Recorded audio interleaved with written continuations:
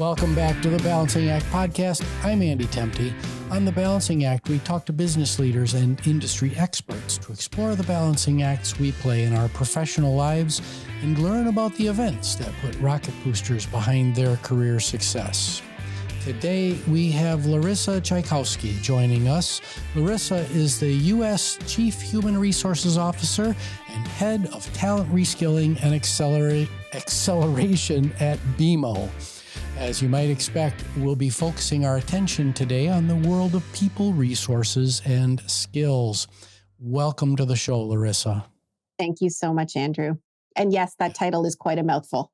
It really is. I've interviewed a number of people in the human resources space, and the titles just keep getting longer and longer. I'm interviewing a gentleman from JP Morgan Chase on Monday, and his title is amazingly longer than yours is. Wow. He wins. He wins the prize. He does. He wins the prize. Larissa, before we get started, we do this with all of our guests. If you please tell our listeners your story. Sure. Thank you. Well, I am a very proud Canadian who's been living in the U.S. now for almost 8 years. My career brought me here 8 years ago, but I actually grew up in rural Ontario, Canada on a farm and had an opportunity to really experience the rural life before integrating into city life. And, you know, I started my career very early. I did a lot of really fun things growing up. I had the opportunity to be a ski instructor and a piano teacher, and do a lot of volunteer work before taking a degree, a very unique degree, actually. It's a combination of business and sociology in a way, really, and learned a new language. We had to study a new language. So I learned Spanish and then study economics abroad for a year in the new language. So I went and moved to Argentina and had the opportunity to spend a year there studying economics in Spanish, which was a wonderful experience. It gave me a whole new appreciation of actually inclusion, which we can maybe talk a little bit about later on. Before joining Deloitte in the consulting business, then I went back and took an MBA, very traditional path, back into consulting before joining Bank of Montreal about 17 years ago. And have had the opportunity to work in a multitude of different areas of the bank. I've been very fortunate, everywhere from corporate strategy to human resources, technology and operations, leading our U.S. wealth management business before boomeranging back, actually, into the human resources space. And so have had the opportunity to have some pretty unique and incredible life and career experiences. So my story is one of fulfillment and joy, for sure. Yeah, that's awesome. And I think one lesson that we can take from your educational experience is promoting this union between what some call the liberal arts, and in your case, sociology, and business. So business and history, business and psychology, business and sociology. I'm a big fan of those business and paths. You know, if you had to pick one event in your life that just put rocket boosters behind your career, what is that? Yeah, it's not one event, but I will say I was so fortunate early in my career to have that consulting experience. I always say consulting's a rocket booster for a couple of reasons. First is the level of intensity in the work. You are working hard, you're getting continual feedback. You get very good at receiving feedback because you're being put into positions where you might not always be an expert on something. You have to learn very quickly, and there's many people giving you feedback along the way. The second is it's project-based work. So you have a chance to work in different industries with different types of clients. And so you are exposed, and for me, it was very early in my career, early in my 20s, to a lot very early. And it gives you that chance to sort of widen your cup, do that type of horizontal learning early in your career. And I think it just gives you that chance to think a little differently. The other thing that comes in a consulting environment is a structured methodology or process to problem solving. And that is a skill you take with you your whole life, whether it's at work or even sometimes at home. Being able to logically break apart a problem and think through the process to solve it in a logical, structured way can really differentiate you actually as you continue in your life and career. Sometimes maybe always for the good at work, maybe sometimes not as great at home when logic takes over for emotion. But it is something that really, for me, helped a lot, I think, in bringing me to where I am today, really. That's awesome. Larissa, you have a broad range of experiences in people resources, many balancing acts that we can discuss in this area. But let's start in the office of the CHRO. If you had to choose the most important balancing act that the head of people resources, head of human resources plays in any organization, what would that be? Well, I think right now it's, first of all, an extremely important role. We're in a polycrisis world. And so the balancing that really needs to happen is continually being on top of what is happening externally in the environment and balancing with, what's in the best interest of our employees in that environment. And the two are often, to be honest, on the surface at odds. Financial services, where I'm working today, is going through what many people call a banking crisis. I think that might be not 100% accurate, but we are going through a challenging economic time. We've seen several large financial institutions fail. And so we're going through a challenging time as an industry. And what does that mean to our employees? It often means, we're managing expenses. We're trying to reskill people because a business they might have been in yesterday, we're going to divest, or maybe we're making a big acquisition. And the environment really plays into that. And so balancing, everybody thinks a good CHRO is a touchy-feely, nice person who goes in and makes sure people have, or actually in some organizations, HR is seen as the, the people who sit in the balcony and basically are just enforcing policy.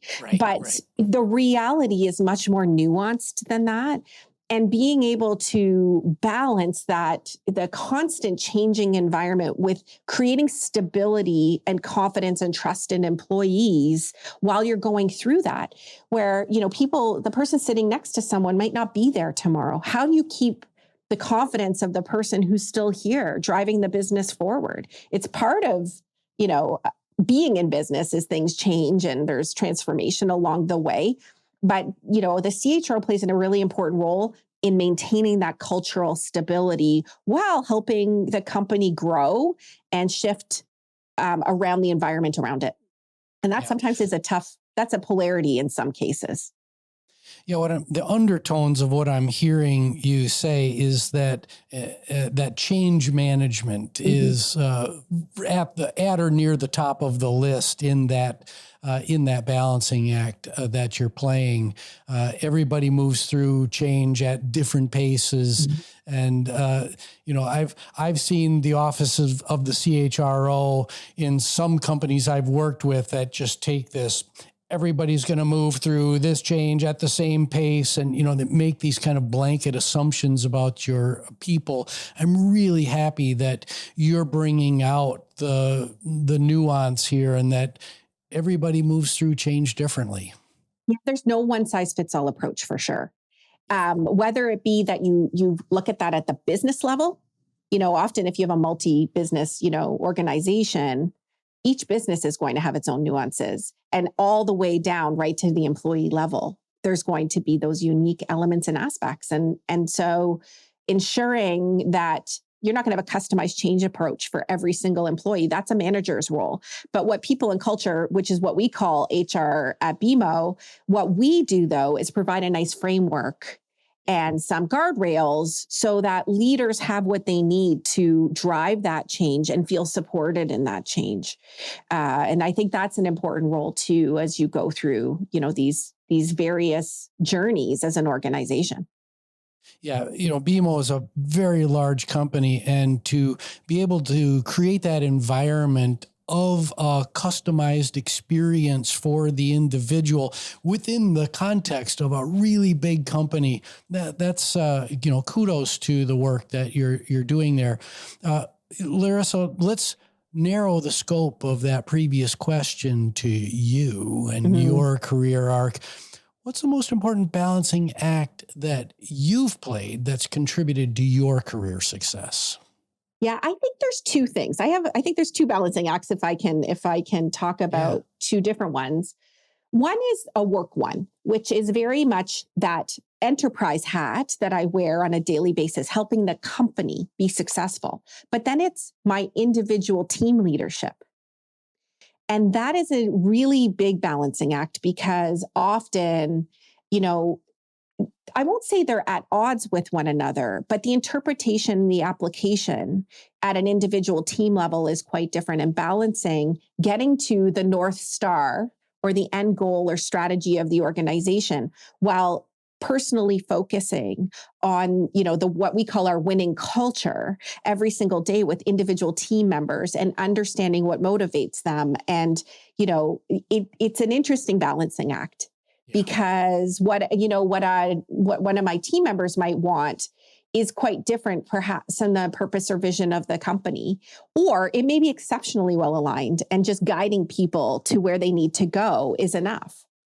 And so that's sort of the work one, and then there's always the personal side of things too. It's balancing work and personal, and we always talk about you want to bring your full self to work.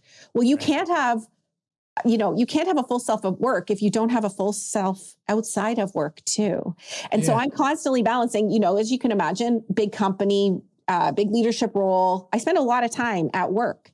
And so balancing and carving out the time I need from a personal perspective. I like to be involved in the community. I sat on several not-for-profit boards. I actually recently sat on a public board doing psychedelic medical research, spending time with my friends and family, and not to mention squeezing in time to travel, which is my favorite thing to do.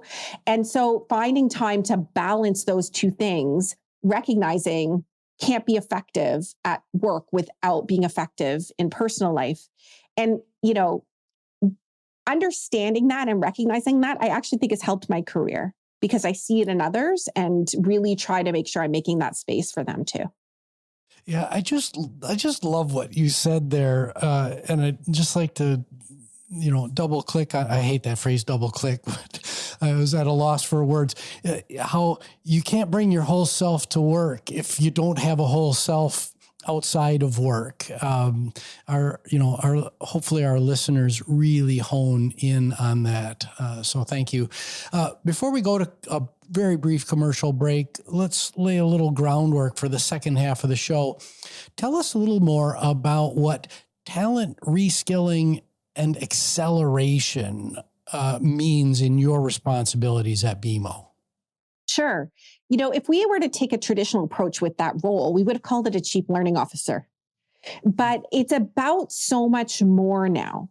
And the role really is about that. I do have the learning team as part of my team, but it's a recognition of people and culture, or HR, plays a huge role in helping the rest of the organization be successful, especially as we become a much more digital company. Banks are technology companies now. And so this idea of acceleration goes beyond just what I would call the traditional HR function, and sitting alongside business leaders and business partners every day to say, what do you need in your business to be successful? And how can we accelerate that using skills and people to get you there? And so it's a broader frame of reference, really, around the role that HR can play across an organization. Of course, all of HR comes to the table at the end of the day, but I might be sitting in a seat where I'm a catalyst for that, and my team would be. Awesome. Well, we're going to take a very short commercial break. We'll be right back with Larissa Chaikowsky. I'm Andy Temte. My new book, The Balanced Business, is scheduled for release on October 3rd. This book blends everything I've learned over the last 35 years and details the management operating system I would deploy if I could go back and do it all over again. The Balanced Business is a practical, real-world guide to help businesses achieve long-term success that's built on a culture of trust balanced with accountability. The Balanced Business is available for pre-order on Amazon.com today.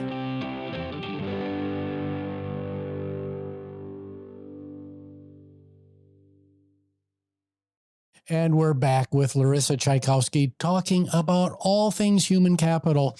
Larissa, back in episodes 31 to 35 of this show, and we just celebrated episode 100 on the show. Congratulations. Yeah, thank you. Those episodes were dedicated to the reskilling revolution as defined by World Economic Forum. What innovations are you seeing in the talent acquisition space to improve accessibility and equity through the development of alternative pathways into meaningful jobs in the financial services sector?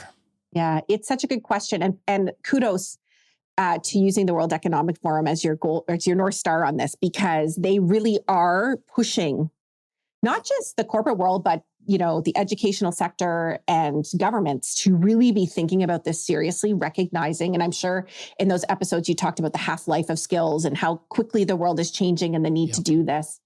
I think there's a couple of ways, and I would say most organizations are, although we have grand visions and goals, are at our infancy stage of really putting this into action, to be honest. So there's a couple of things that are happening. One is, I think, really defining exceptionally clearly what the value proposition is for working in your organization.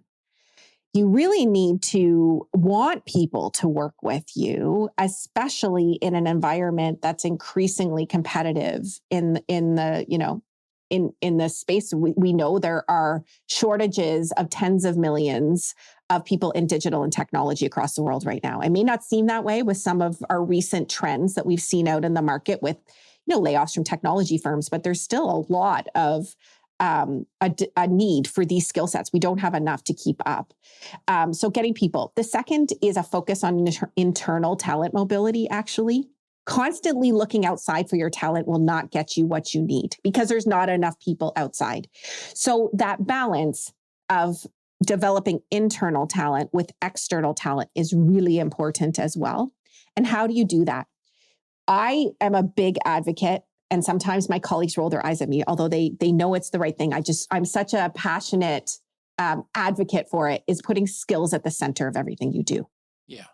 Being able to demonstrate that you do something well is more important than whatever degree or years of experience you have on a piece of paper. And we recently actually just rewrote 30 job descriptions and made them 100% skill-based.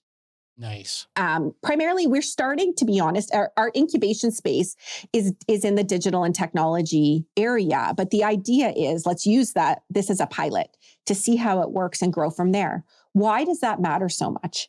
It matters because if you have really well-defined skills, you can actually assess talent internally and externally against those skills in a very objective way. And in the past, we haven't had a lot of that. We might put people through personality assessments or, these different things to see if they're fits for roles. Those are important. Those skills are very important as well. But being able to objectively assess people against skills is what really takes away a lot of barriers and recognizes that at the core of a skill can often, not always, be applied across any industry. And so a credit skill, sure, that's a very financial services centric skill. But 90% of the skills we need to run a big company like BMO are universal. And defining those and putting them at the center allows you to recruit for those skills, to develop for those skills, to match people to jobs based on those skills. You can pull the thread all the way across somebody's career. And so I'm really a believer in putting the skills at the center of what you do. Yeah, you and I could literally extend this show to an hour or an hour and a half talking about the how of how that's happening. What I'd like to stress about what you just illuminated for us is that we are at the infancy stage of really getting that a skills-based talent economy going. You can read in the popular press and you see LinkedIn posts, et cetera, that give the perception that we're a lot farther along than we actually are. So thank you for kind of grounding us in the fact that we're still in the experimentation stage there. What specific advice do you have for your colleagues in the financial services industry and other sectors who are trying to improve equity and diversity in their organization and shed some of these legacy barriers to entry? We talked about the thou shalt have a degree for job X. We need to improve accessibility. We need more balance, female, male, people of all sorts of backgrounds and colors. What specific advice do you have for your colleagues? And the first one, which might be a controversial statement, is we have to acknowledge that there have been systemic barriers to begin with. Yep. And I actually think, I know this is not a political show, but I think we're up against a battle on that right now, one that will play out in a lot of different ways. And acknowledging that is really the first step in actually being successful in doing things that will make a difference, because you also need to be systemic in how you put programs in place. So that's the first thing that matters. The second is being very public about it. At BMO, our strategy is called Zero Barriers to Inclusion. Nice. That is a very high bar. That is a very high bar. And so we do some of the traditional things like saying you must have diverse slates for every role that you fill. You demonstrate that you've really taken the time to be thoughtful. Make sure you're hiring people who have potential for roles, not who have checked every box, because everybody brings different things to the table that might not be on your job description or in your role profile. And so opening your aperture to say, what does my team really need to be successful? If I look at and instead of only actually looking at the individual, looking at the team as a whole. When I look at the table, do I have different perspectives?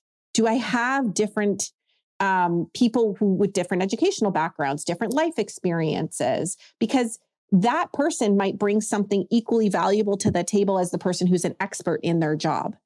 And so it's opening the aperture to say what somebody can bring to the table may look differently if you think differently about filling out the whole versus just one person at a time, sometimes two. And then the third one, and I'm going to bring it back to skills, actually. Skills allows you to digitize a lot of what I call the talent experience that someone can have, which sometimes opens up the doors because you can democratize. If it's digitized, everybody can have access in the same way. You don't have to rely on a people manager who, as much as I'd love to say every manager we have in our organization is amazing, it's inconsistent. But when you digitize something, everybody can experience that in the same way. I can have access to every job if it's mapped back to those skills. I don't have to know the person who is the hiring manager, which is a lot of what happens today, right? I know that person, they know me, I hire the person that I know. And so you create a lot of trust in the system when you digitize like that, because people can say, okay, I'm having the same experience as the person next to me as the person next to me. Doesn't matter my background. I'm getting access to the same opportunities as other people are, no matter what their resume might say. Yeah. How, little bit of a side tour here, but sure. A lot of folks talk about the impact of diversity of voices, opinions, backgrounds, et cetera, on business results. Mm-hmm. And a lot of the naysayers are saying it doesn't matter to business results. And what do you say to the naysayers there? Well, I say, you look at the facts.